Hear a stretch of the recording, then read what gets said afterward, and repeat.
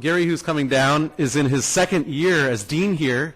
He came to us from Cornell Law School, where he was the associate dean, and before that he taught at the University of Texas.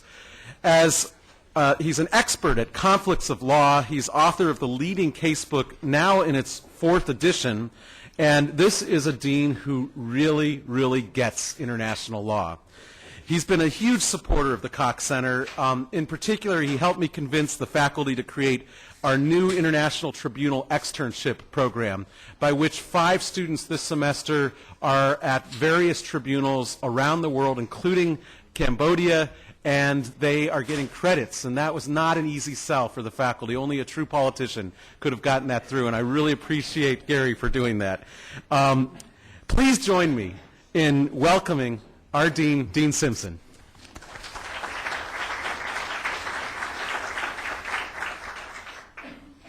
I'm delighted to be speaking at this event. Any event that Michael organizes goes beautifully. You can always start with that as a given. I'm delighted to be here with all the distinguished speakers, including my colleague Henry King. Any conference at which Henry speaks is ensured to be a terrific conference. And I also want to acknowledge we have the Institute for Global Security and Policy with a new director. I don't know if Bob was introduced, but Bob Strassfeld here is a new director of the Institute, and really delighted he's taken that on.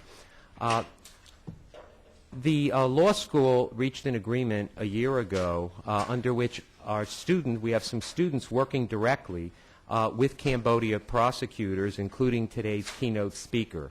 The students research various legal issues, submit memoranda on topics such as conflicts between Cambodian and international legal procedures, whether atrocities can be deemed genocide where no specific ethnic or religious group was targeted for killing. Michael traveled to Cambodia about a year ago to provide training for the prosecutors and judges of the Cambodian tribunal, and thanks to his work there, the law school here was the first to send students as interns to the tribunal. The keynote speaker today, Robert Petit, is a co-prosecutor for the extraordinary chambers in the courts of Cambodia. He and his co-prosecutor seek to hold accountable those who were responsible for creating Cambodia's notorious killing fields, where an estimated 1.8 million Cambodians died between 1975 and 1979. Mr. Petit is an attorney with Justice Canada's War Crimes Division. He's currently serving a 3-year term in Cambodia.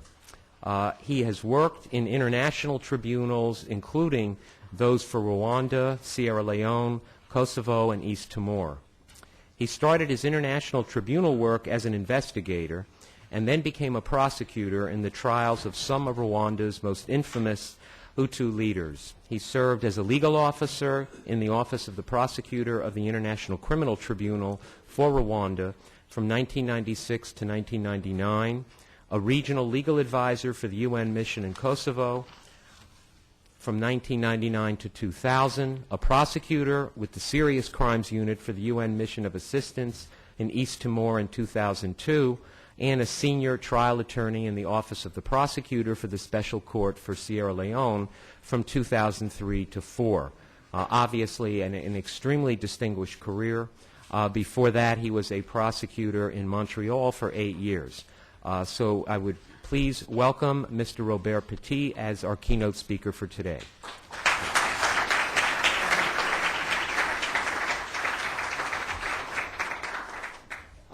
Thank you, Dean. Thank you to the Cox Center and Case University and Michael for the invitation. To be quite honest, I didn't know I was going to have to talk for about, 45 minutes. If not, I would have written a longer bio.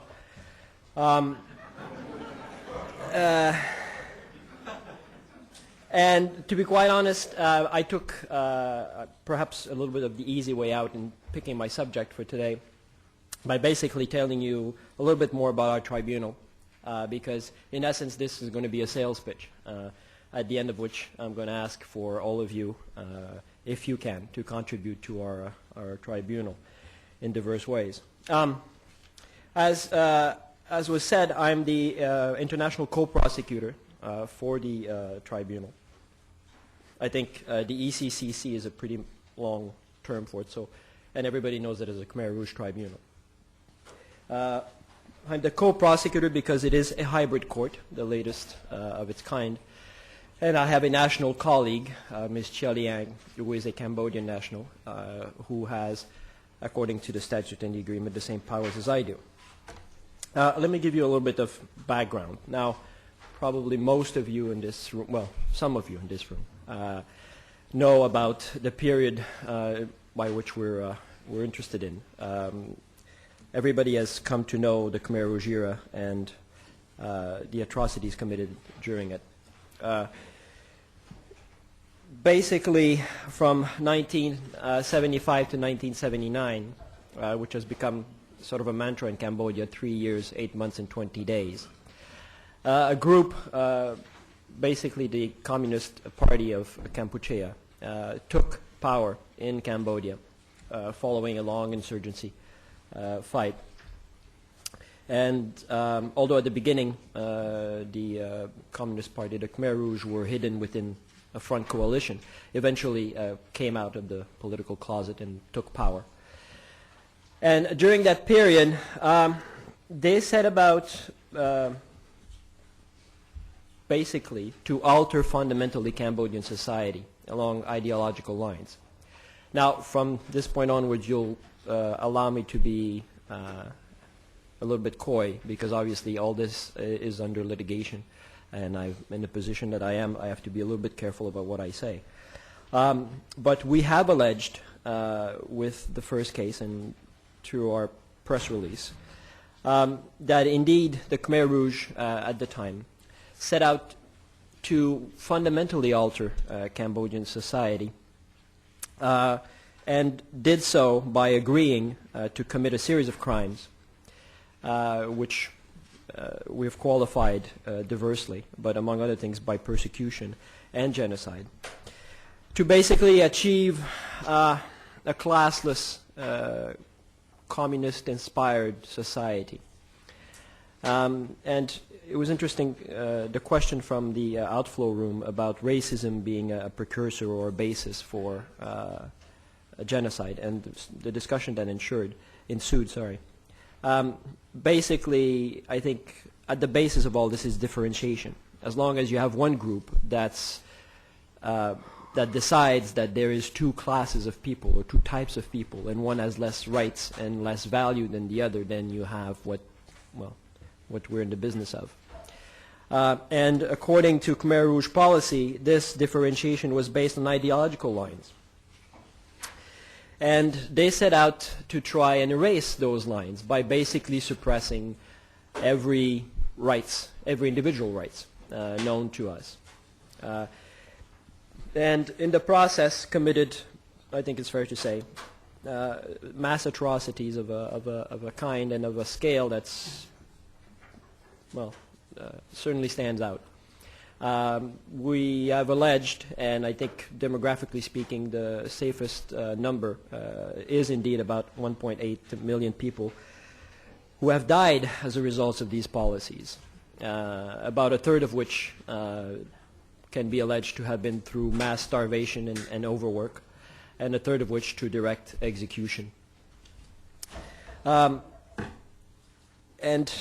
among these crimes as well, included in it, were the setting up of a countrywide security centers system. These security centers basically were used to identify and process and kill enemies. Now, because of their definition, their ever-expanding definition of enemies, these came to basically encompass anybody that was or perceived to be opposed to or an obstacle to those changes that they sought to achieve. So you had massive purges of first-class enemy classes, former regime officials, monks, ex-military, capitalists or feudal capitalists, etc., etc., and eventually also opponents from within Khmer Rouge cadres themselves were perceived to be enemies of the policies. Now, this lasted, as I said, 3 years, 8 months, and 20 days. And you have to remember we're talking about the 70s, obviously, and Indochina, obviously a very critical period in the history of the world. Throughout the period, though, even though while they were in power, the scale of the atrocities, the commissions and the scale of those atrocities was known, I think. I think it's safe to say. But only probably after the regime became, or was chased out of power, became less and less deniable. Yet,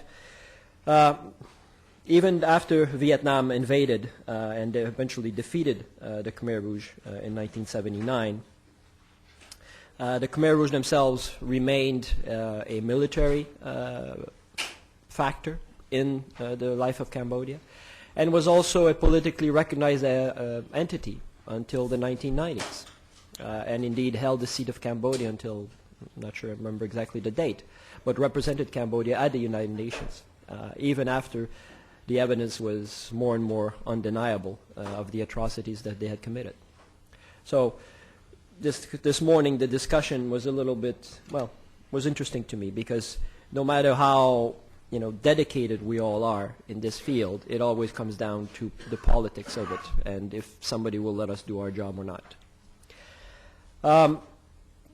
But in terms of accounting for these mass crimes, there's actually only been 2 instances. Right after the fall of the regime in 1979, the Vietnamese government, or Vietnamese-led government, set out to hold a trial of basically 2 individuals, Pol Pot and Ieng Sary, who was a then Minister of Foreign Affairs. And they were tried for what the indictment called genocide, but if you read the indictment, it was basically crimes against humanity, or so was the definition of it. And they did hold that trial in Phnom Penh, in a historical theater. And interestingly enough, we have an observer of that trial, Professor Quigley here, who was there in 1979, who observed the trial. It was a trial in absentia, because the Khmer Rouge, after having been chased out of Phnom Penh, took back to the bush and stayed there until the 90s. It was a trial in absentia, which had, on the face of it, a lot of evidence, and a lot of credible evidence. Procedurally, the trial was not probably up to standards. And in fact, if I remember correctly, the first statement, the introductory statement by the defense lawyer, an American, was that my clients, those monsters, are notably guilty, or something to that effect. So obviously the trial was not what we would have hoped for accounting for these types of crimes. But it did bring forth a lot of evidence that really made it quite clear, if it needed to be, in 1979, that the Khmer Rouge regime did commit mass atrocities, and that the Cambodian people, to the tune of 1/4 of its population, perished under that regime.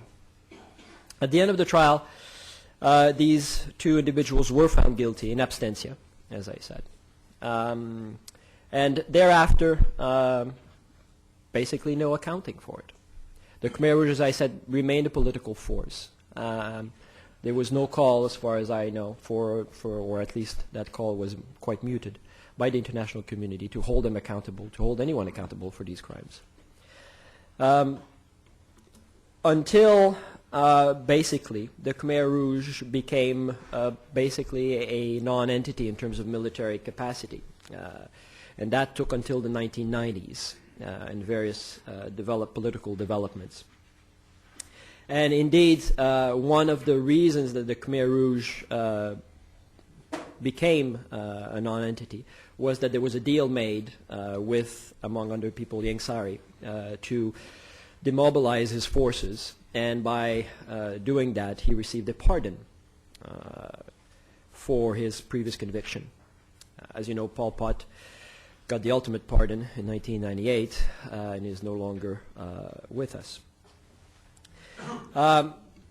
But, however, because again for political consideration, in 1997 the government of Cambodia, such as it was then, which was composed, it was, I guess, a hybrid government. They were basically Khmer Rouge aligned forces with the monarchy, and former Khmer Rouge aligned with the Vietnamese, who requested the international community, the UN, in assistance in setting up an international tribunal to try the former Khmer Rouge. And right after sending that letter to the UN, basically backtracked for 7 years on that request. There was a long negotiation between the royal government of Cambodia and its subsequent versions and the UN, and the international community through the UN, about what this accountability mechanism was going to look like. I think it's fair to say that one of the reasons for this long, drawn-out process was that, on the one hand, the government of Cambodia composed itself, either in the civilian arms or in the military arm, of former Khmer Rouge. Was quite wary of any accountability for the past deeds, even though some of them, including the Prime Minister by all accounts, although a former Khmer Rouge, had no hand in any atrocities. But they were quite wary of the scope of such process. And they were also adamant that this court be a national court, or this would be Cambodians trying Cambodians. One of the arguments was, where was the international community when we needed it, and why did it keep on recognizing the Khmer Rouge years after their atrocities become known? So how can we trust the international community? On the other hand, you had the UN and the international communities in some particular countries, mostly concerned with Cambodia, who wanted to have an international standard set up for this tribunal for reasons of credibility and also obviously advancing international criminal law. And as I said, the negotiations were quite long and drawn out, and at one point the UN even walked out. The Office of the Legal Advisor walked out on the negotiations, only to be reluctantly pushed back by some countries to the table. And eventually a compromise was reached on certain key issues, and actually David Sheffer could probably tell us a lot more about that than anybody else. Because, as I said, one of the main sticking point was Cambodian control over the process. And the way this compromise worked out was that we do have indeed a hybrid court. We have a court with an international component. However, the majority of the judges on both the trial level and the appeal level are Cambodians. At the trial level, we have 3 national judges and 2 international judges. At the appeal, we have 4 and 3. However, for any positive decision to be made, there needs to be what's called a supramajority. Senator Kerry apparently was one of the main driving force behind that compromise. A supramajority means that for any such positive decision, at least one international, for example, would have to agree with all his national colleagues. What happens when neither of those scenarios happen? In other words, if the nationals and the internationals cannot agree on something, including a verdict, that remains a problem. But as I said, a compromise solution was reached.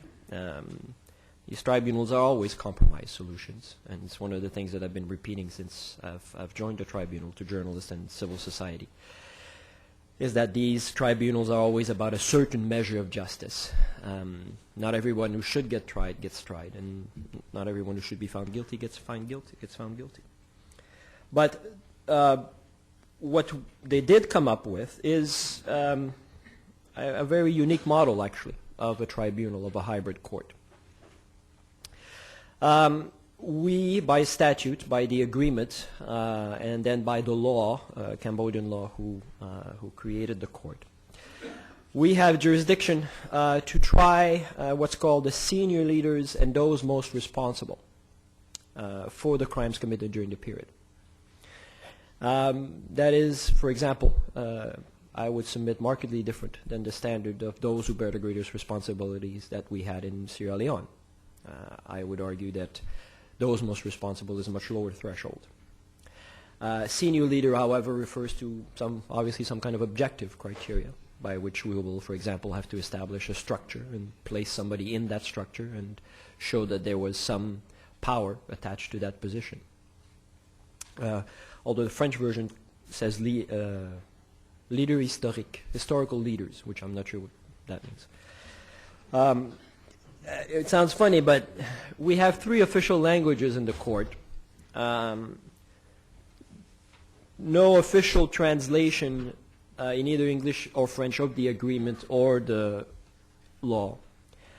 And the rules, the internal rules that we've adopted, I'll go into that in a minute, also differ markedly. I mean, no surprise, obviously, you can find 2 lawyers who speak the same language arguing about one word quite differently. So imagine 3 different languages with different lawyers coming from different backgrounds trying to understand what the law is. Because one of the problems that was addressed by this agreement was the state of the law in Cambodia. As a hybrid court, as a national hybrid court, we are tasked with applying national law such as it is. And the problem with national law is that because of the historical events, is really far from clear or homogeneous, and certainly left to a lot of interpretation. Cambodia is a civil law system, basically a French civil law type system. However, because of its history, different types of criminal procedures and law have been introduced, mostly by the UN. There is also the problem of having a whole generation of lawyers that were killed. So there is obviously problems with the level of competency. And there is also a confusion, I think, that happens perhaps relatedly between practice and law. We have endless meetings with our national colleagues trying to decipher what is the difference between the practice and the law, and where is the basis for a legal argument, or is it just practice? However, the law tells us that we have to apply national law, and if there is a gap, a contradiction, or a clarification in the applicable national law, we can revert to international standards and practice, again, whatever that may be.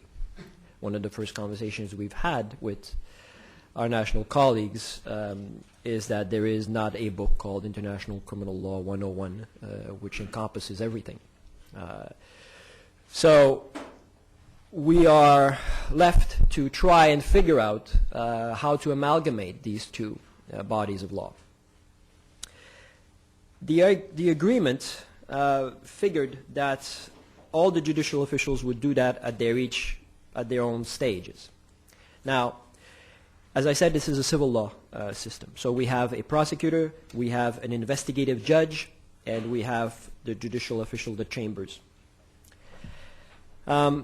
Because of the hybrid nature, and again because of the concerns about how this tribunal would work, there is 2 co-prosecutors, one national, one international, 2 co-investigative judges, and the judges, as I mentioned. At each of these levels, those judicial officials were supposed to be able to figure out what national law is, and if not, then agree on what applicable international standard is. Now, the judicial officials decided from the very beginning that to make sure that everybody was playing by the same playbook and to basically try and make sure that this process was going to be up to standard, to come up with a more comprehensive set of rules that would apply to the whole process and that would encompass both national law and international law. Instead of, like I said, having every stage participants interpret it as they go along. So we did come up with those internal rules, and I'll talk about them a little bit later. So we have jurisdiction over senior leaders and those most responsible. We have our law. We have our time frame, assigned 1975 to 79. And in terms of the crimes, we have the usual. We have crimes against humanity, war crimes, genocide. We have as well although I got to say, interestingly enough, we have, which may or may not be a typo in the genocide definition. Instead of having as such, we have such as. which could be interpreted as giving me a little bit more leeway, but I'm not sure I'm going to go that far. And we have national crimes, murder and religious persecution, and we have crimes against protected persons and destruction of cultural property, which I would love to have somebody tell me exactly what those two are and if they are crimes indeed. Another particularity that is built into our law, and that will give you an idea of our expected problems. There is built in within the agreement and within the law a conflict resolution mechanism between the co-prosecutors or the co-investigative judges. I think it's fair to say that part of the concerns and part of the reasons the negotiations took so long is that the royal government of Cambodia was quite concerned, as I said, about limiting the scope of the prosecutions to either certain individuals or certainly a certain numbers of individuals. Now, let me say from outright, I personally see nothing wrong with that sort of limitation. Again, they are part of all these courts. All these courts come within a context of rebuilding, of reconciliation, and certainly are not supposed to further create problems, but try and help solve them.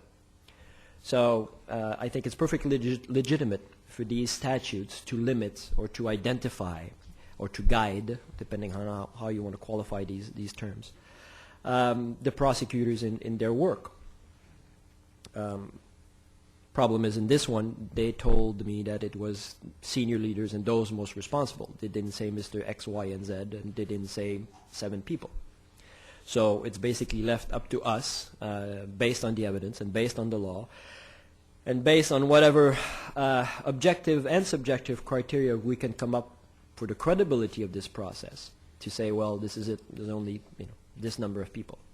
And from the very first day, I think, when I was there, I've been asked how many and where's your list and how many people and who's on that list.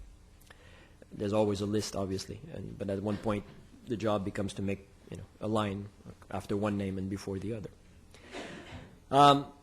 But concern about the scope of the prosecutions, they being international community and Cambodia, have put into the law a process by which if the co-prosecutors or the co-investigative judges do not agree on who should be prosecuted, we have to go in front of the pretrial chamber. There is a pretrial chamber that is basically there to resolve those conflicts, although the internal rules have now expanded their jurisdiction quite greatly.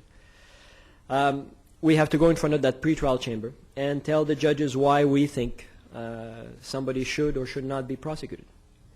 And then that pretrial chamber, according to the agreement, if it cannot reach this supermajority, stopping us or telling us to go ahead, the prosecution proceeds, whatever again that means.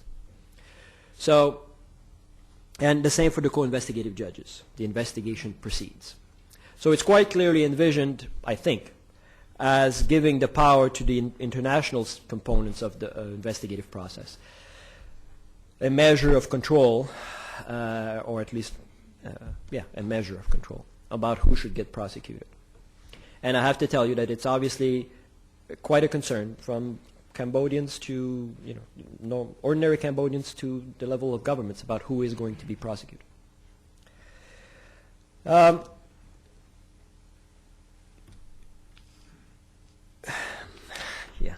As I said, I have to be careful about how I go about this.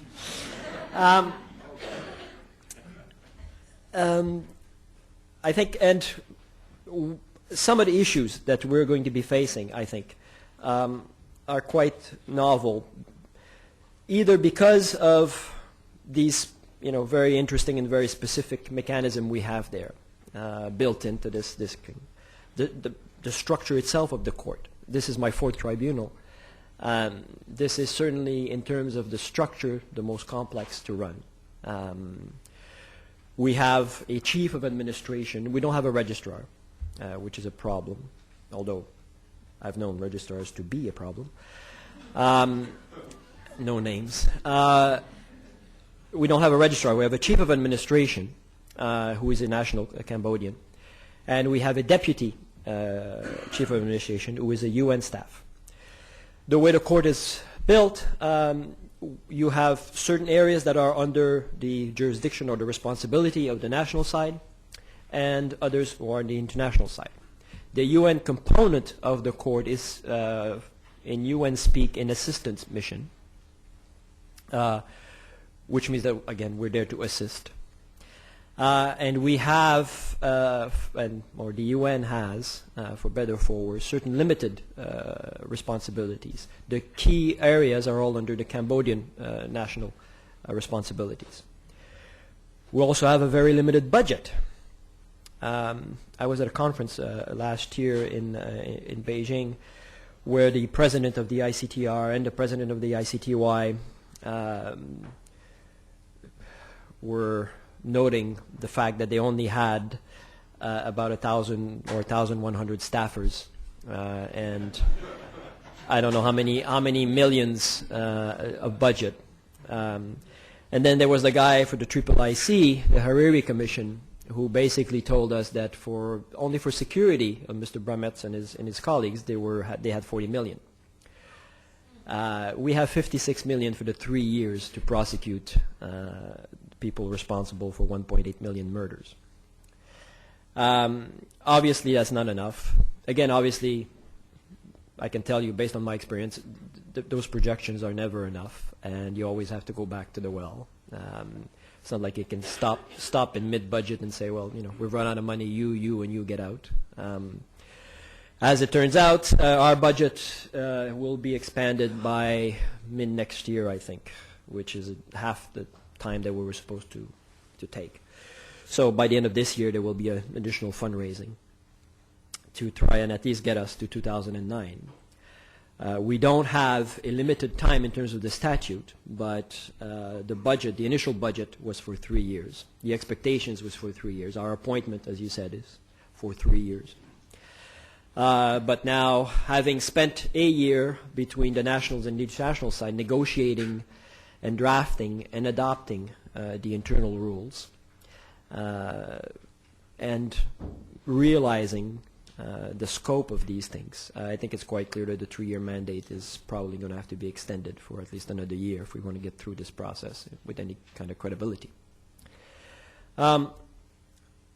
But some of these issues that we have, therefore, relate to the structure of the court.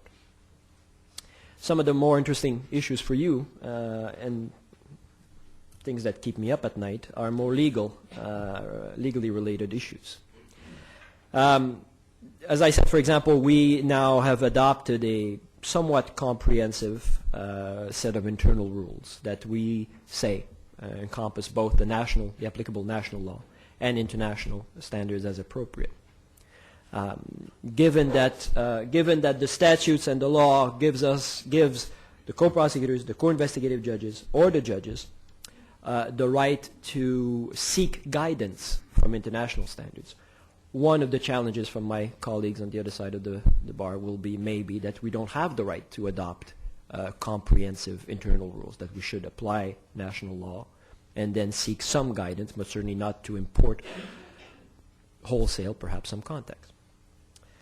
One of the other interesting challenges, as Bill mentioned earlier, will be the state of the law as it relates to our time frame, 1979 to 1975 to 1979.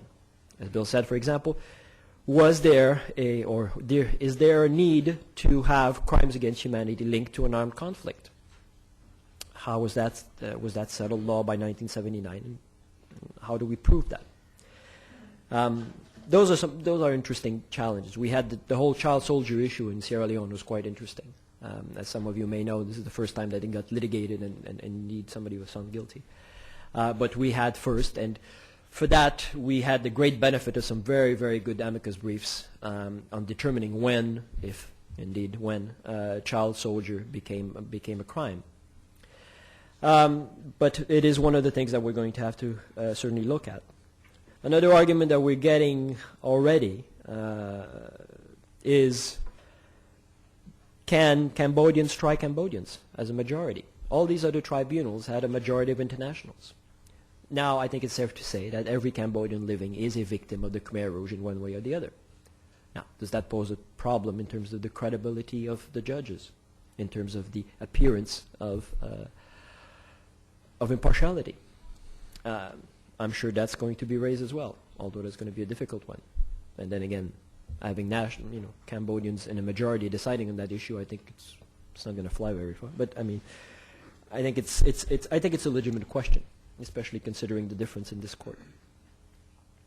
One of the, perhaps the thorniest one that we have, and I'm going to talk about it later in the panel, is the genocide issue. A lot of people talk about the Cambodian genocide. Some people have written about the Cambodian genocide.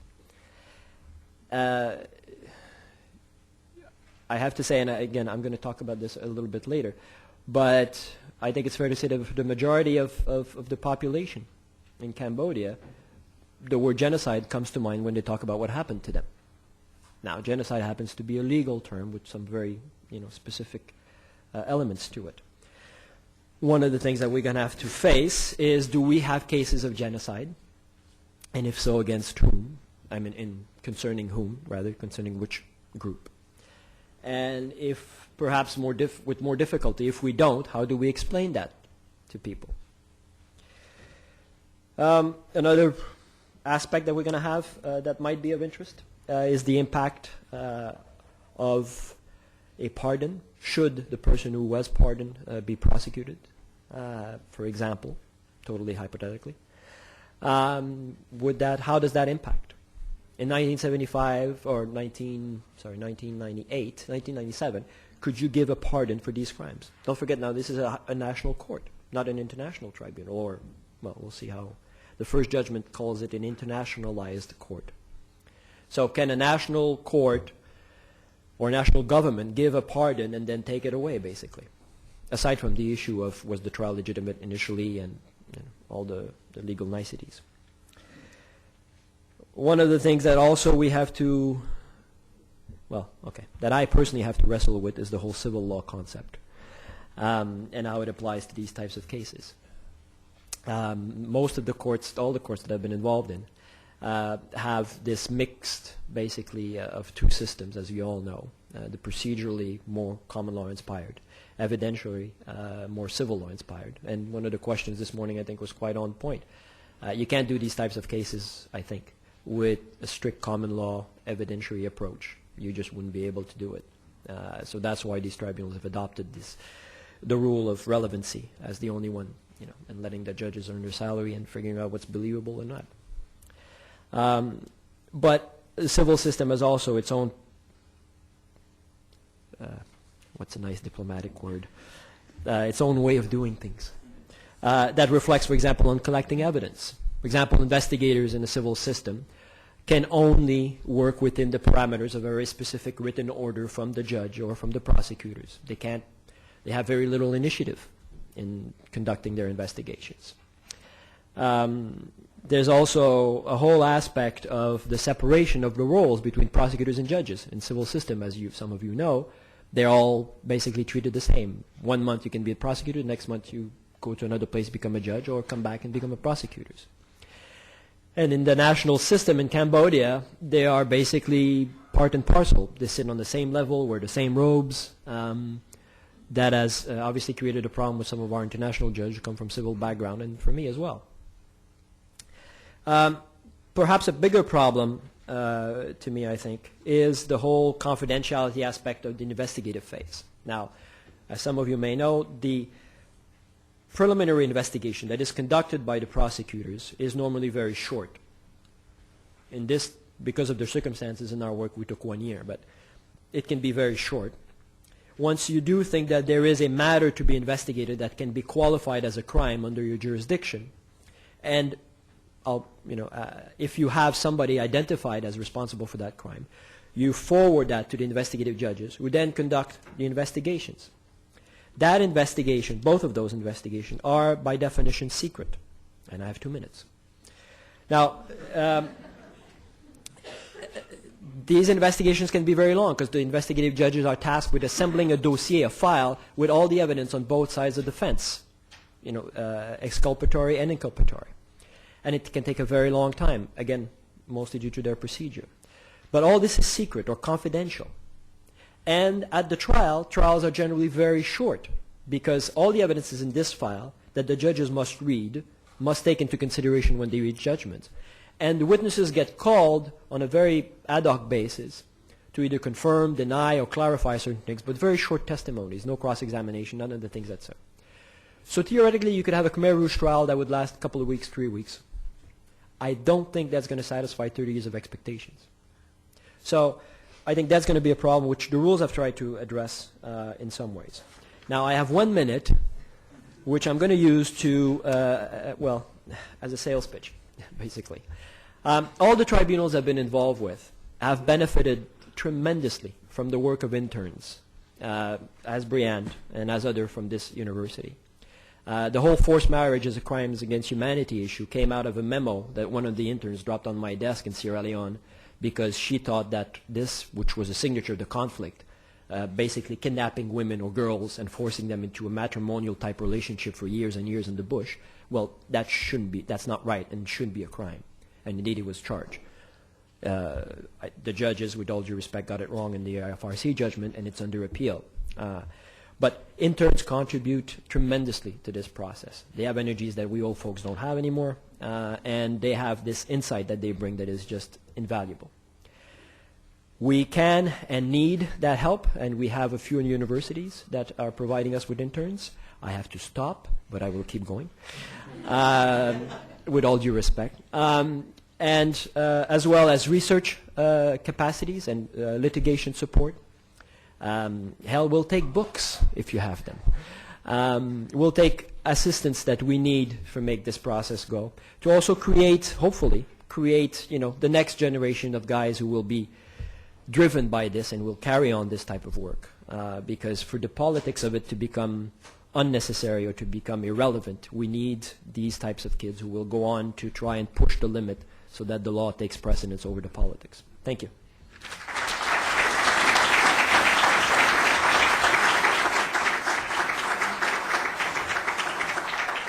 We have 15 minutes for question and answer. I hope everybody has lots of questions. Please wait for the microphone before you ask. Who wants to kick us off?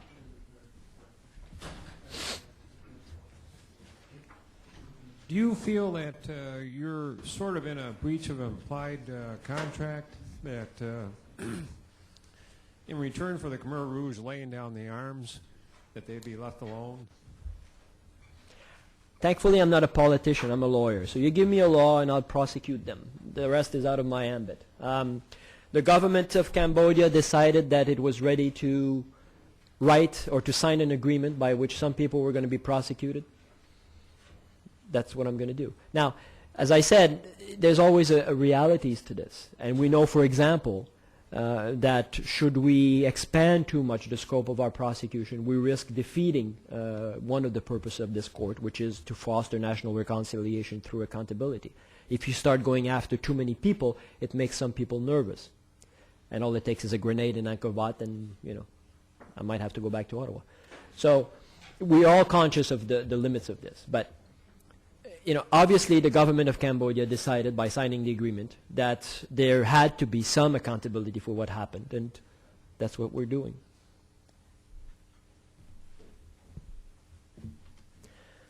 To what extent does the domestic murder laws conflict with or interact with the international side? And does the international side have any adjudication duties with respect to the domestic crimes? Well, the domestic murder is part of our jurisdiction. We can charge it. There is a legal question also. They're attached to it because under their system there is a, what's the English word? It's prescribed? Prescription? Yeah, there's a prescription. Statutory, sorry, what he said. For murders, for national crimes. But yeah, we have a right, just as, for example, in Sierra Leone, we had the right to charge for a couple of national infractions, murder, I think, and arson. I think, which we've never did, which David took the stance of not charging. So we have that jurisdiction to do so. And it's basically the same factual basis, so. Not him. Not him, no. How are the judges chosen in Cambodia?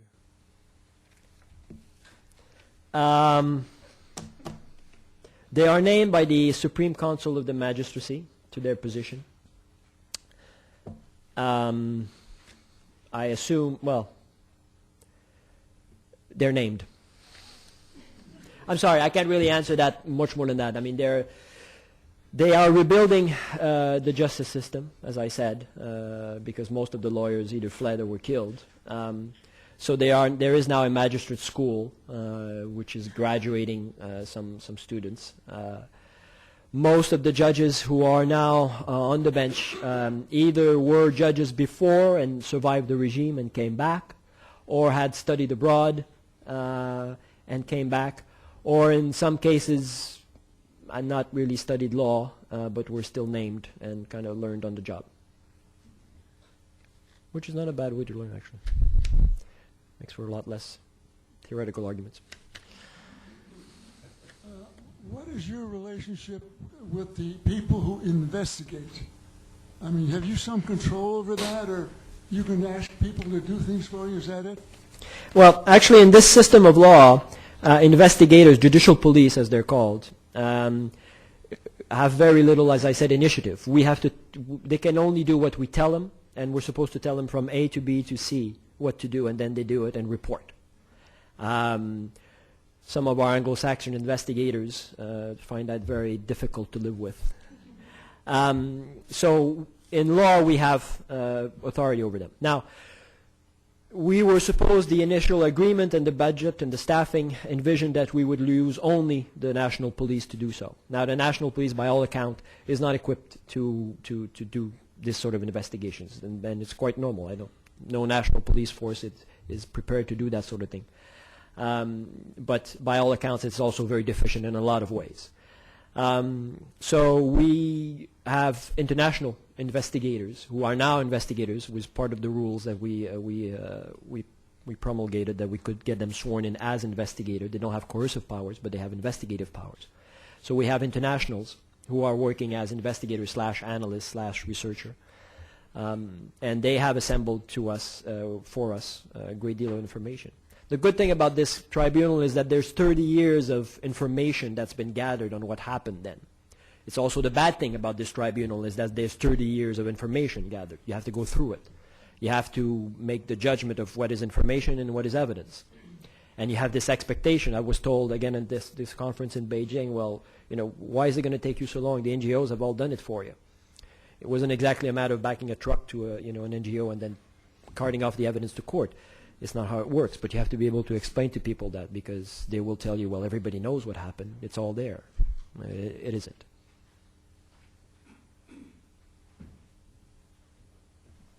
All right, all right. But I claim my right not to answer. Robert, can you describe to us, just out of interest, how is your working relationship with the Cambodian Co-Prosecutor and the Cambodian side of your office? Is it working well together? Have you reached any points where that dispute settlement mechanism might be triggered? Just a little bit of insight on that working relationship. To start with, no, we haven't reached the point where we would go, where we would need to resort to that. To be quite honest, I suspect that we may. And I think that's just, again, you put two lawyers in the same room, you'll have three opinions. So I think it's almost a given. But so far, the relationship has been quite good.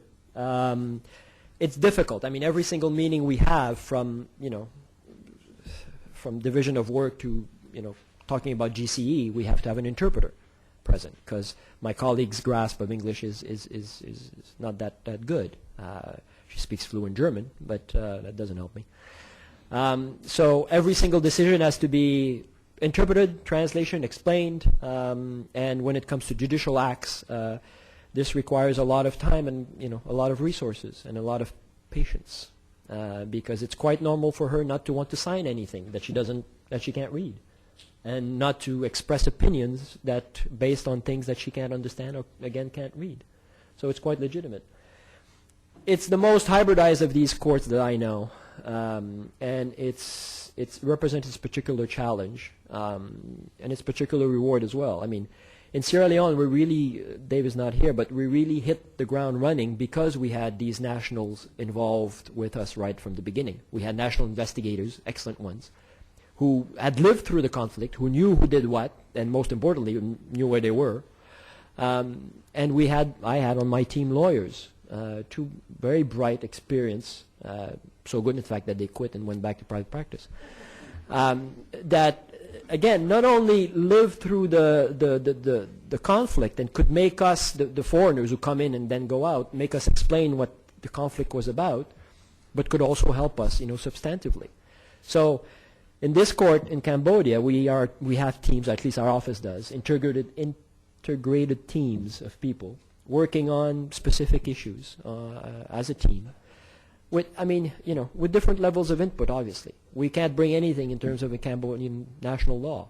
They can't bring anything in terms of international criminal law. So we're there to hopefully, put those two together and come up with a product. So far, so good.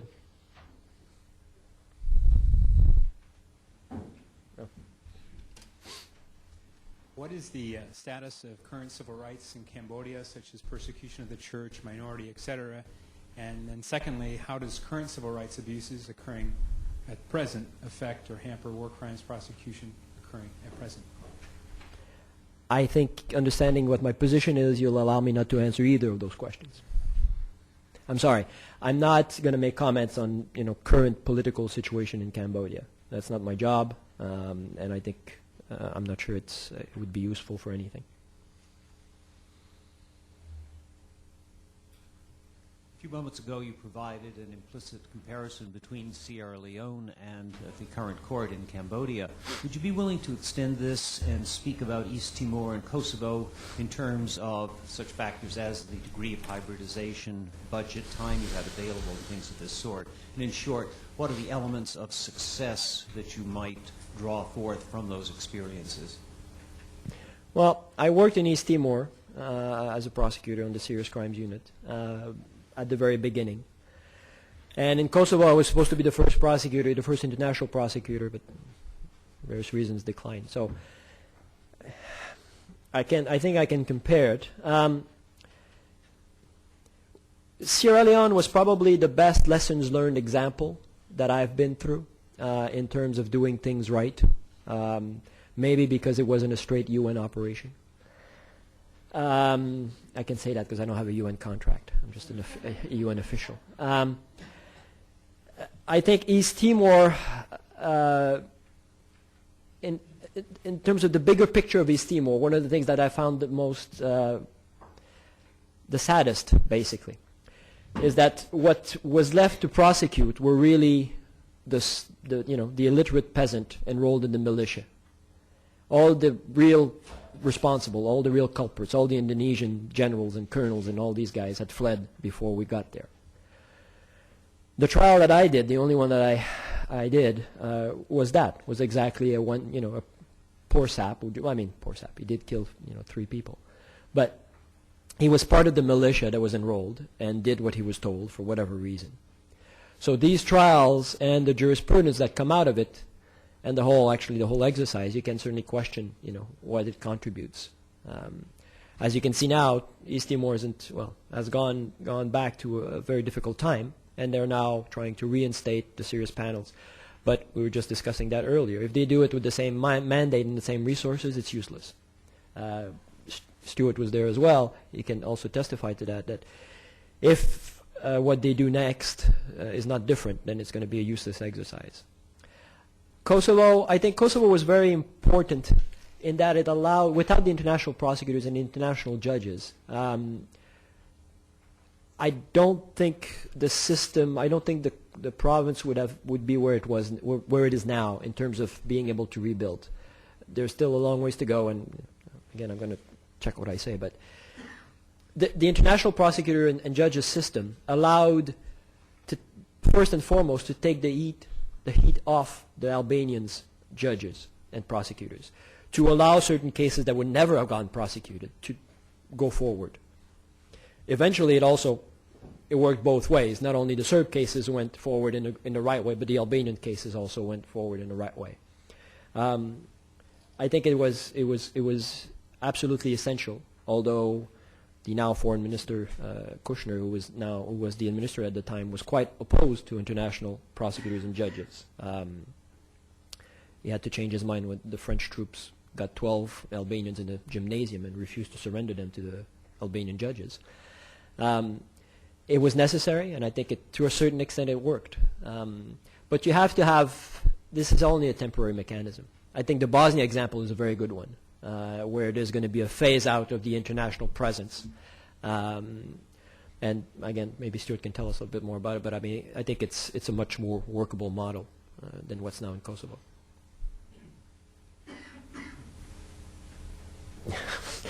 No one else is asking any questions. I guess this will probably be the last question as well. Robert, just reading news lately about your court, I guess the biggest story of this month was that one of the co-investigating judges got appointed to the Supreme Court. And what in the world does Court of Appeal. Court of Appeal. What in the world does one do in that situation? Can you give us an update on where things like that stand? Yeah, and I should have mentioned, again, that would have helped my appeal for help. In July, we forwarded the first case right after the rules were adopted. We waited that long because we wanted to make sure we had the right, as I said, the right playbook. We forwarded the first case to the investigative judges. 5 suspects, several crimes, including genocide. And I think from the level of where we aimed, I think is pretty good in terms of accountability and responsibility. So that case is before the 2 co-investigative judges, one of which got named out of the blue by the government to head the Court of Appeal. The president of the Court of Appeal got fired for apparently taking a bribe, allegedly, and he was named to help restructure that court. And obviously the timing could not have been worse, because we were at the very beginning of this, and it's a huge amount of information and evidence for the judges to master. Civil society, the UN as much as it could, and a lot of people expressed strong opinions about this nomination and how it basically looked like executive interference into the process. And there is a lot of people in Cambodia and outside of Cambodia who suspect that there will be, and that there has been and will be, political interference in our process to make sure that nobody alive is left to be tried or that sort of thing. I'm not saying it's true, I'm just saying that's what people are saying. Eventually the government, well, the Prime Minister, came up with this statement that actually what he actually meant, or what actually the Council of Magistrates meant, was that the investigative judge was going to hold both positions. In our system, as I forgot to mention, there is reserve judges and reserve prosecutor. My reserve prosecutor is an American, Paul Coffey, who was in Kosovo. There's no reserve co-investigative judge on the international side, but all the national positions have reserve judges, so that if one cannot serve, he or she is replaced. And right after this co-investigative judge was nominated, he said that his reserve was going to stand in and it would be a smooth transition. As I said, there was a lot of protest, and basically the government backed down, and he's, at least in theory, is holding both jobs. Not sure how that's going to work, but it of course was not a good thing, and it could have had major impact if he had indeed left. So far, there's no discernible one, but we'll see.